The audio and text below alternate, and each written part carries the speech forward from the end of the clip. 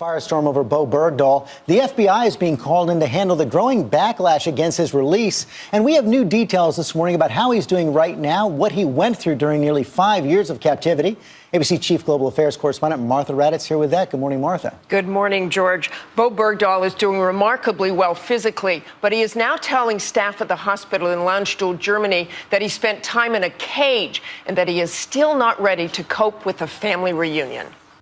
It was after an escape attempt that Bergdahl was kept in a small metal cage in the dark, according to a senior official. But his physical recovery is going well, the New York Times saying he has problems only with his skin and gums. Yet a senior official says the 28-year-old soldier is not yet mentally prepared to see his parents, and he has no idea the firestorm his release has created.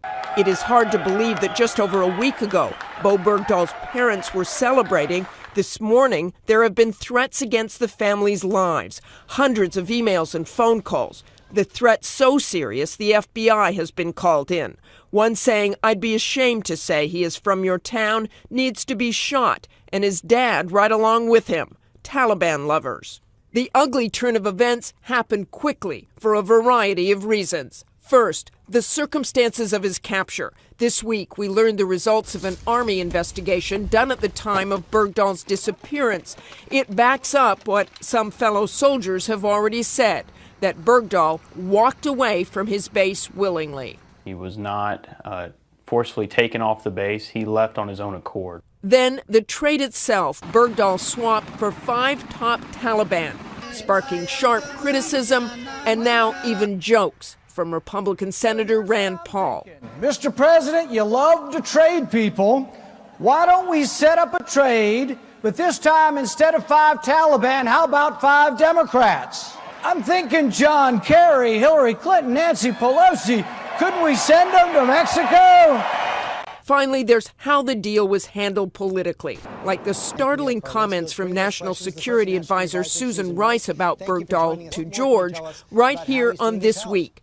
He served the United States with honor and distinction. The administration is still defending those comments, saying Rice was talking about Bergdahl's service before he walked away from base, but he was in less than a year and did nothing that stood out.